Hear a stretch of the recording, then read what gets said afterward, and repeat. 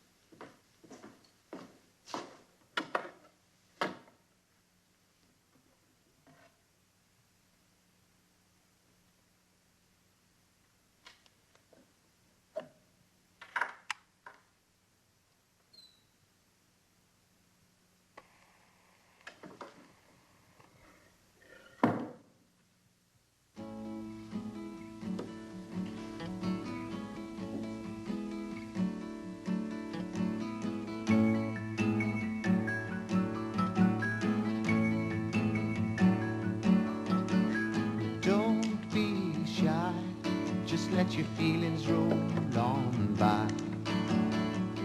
Don't wear fear, or nobody will know you're there.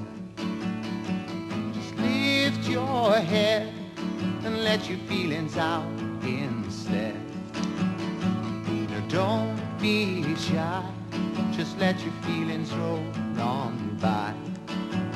On by, on by. You know love is better than a song.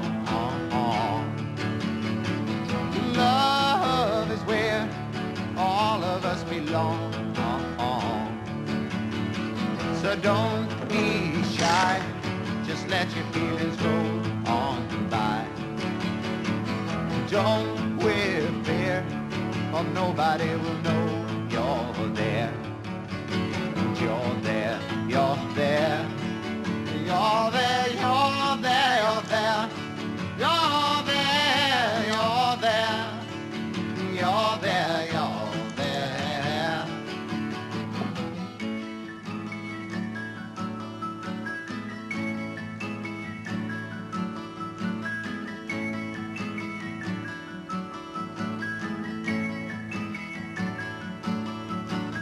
Don't be shy, just let your feelings roll on by.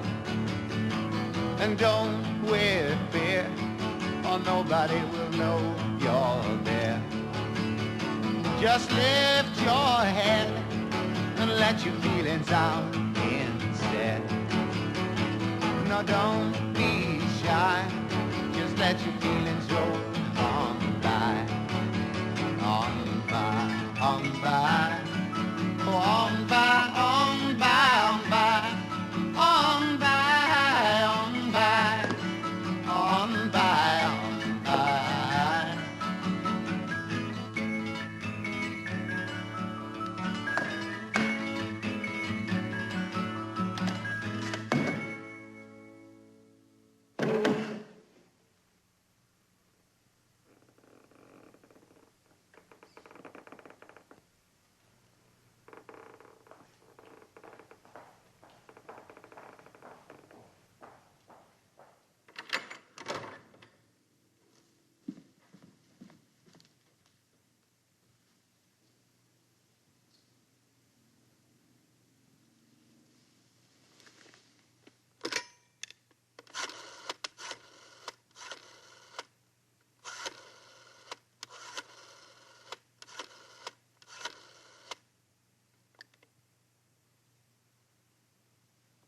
I suppose you think that's very funny, Harold.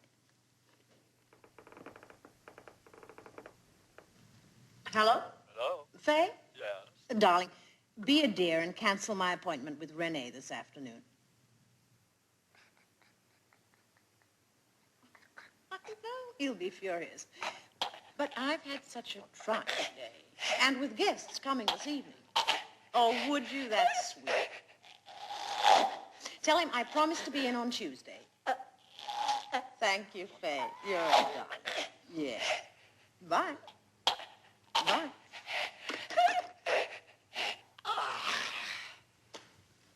Oh, dinner at 8, Harold. And do try and be a little more vivacious.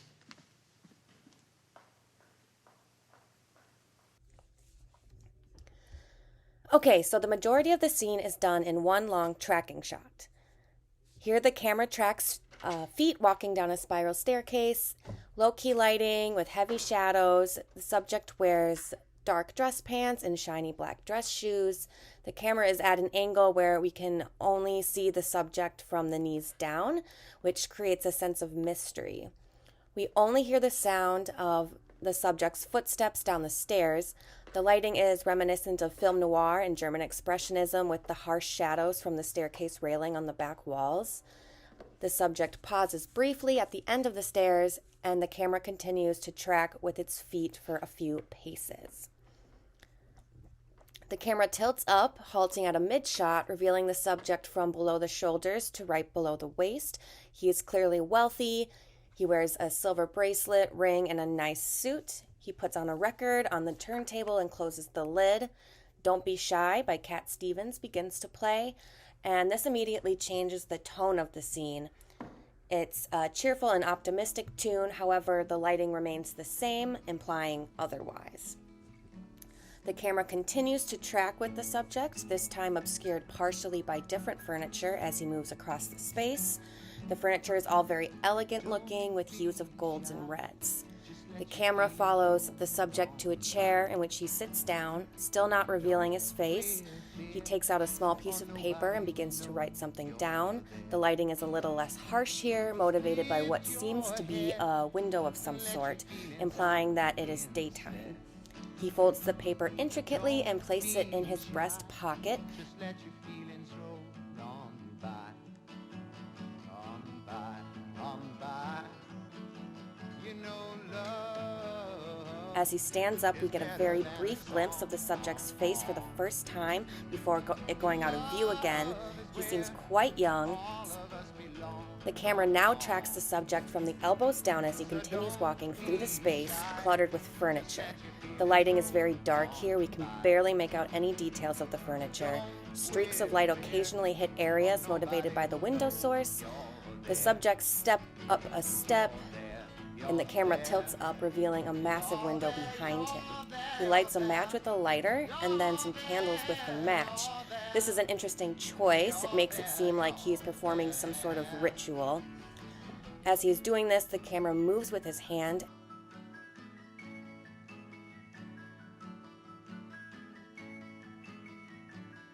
As it moves back, we reveal the subject's face for the second time, this time more clearly. Half of his face is in complete shadow, the short side lit by the window, and the lighting in this part of the shot has high contrast.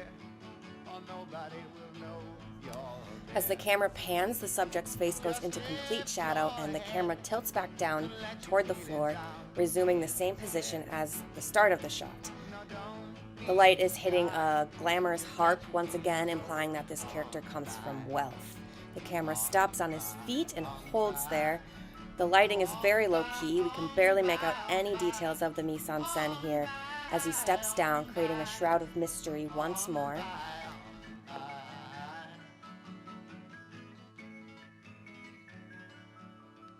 The subject steps up onto some sort of bench or box. He steps off, hanging himself.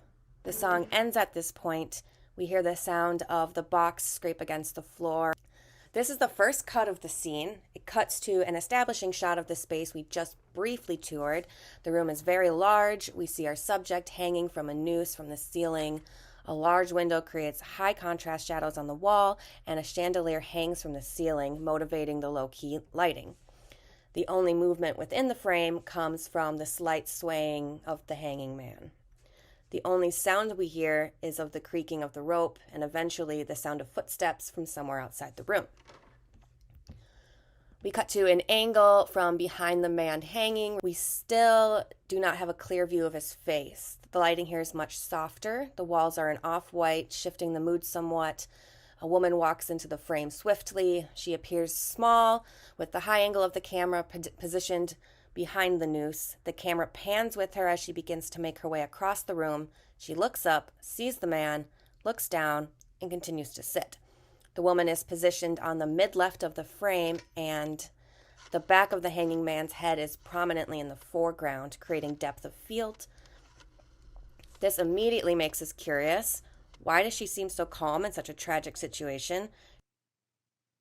I suppose you think that's very funny, Harold.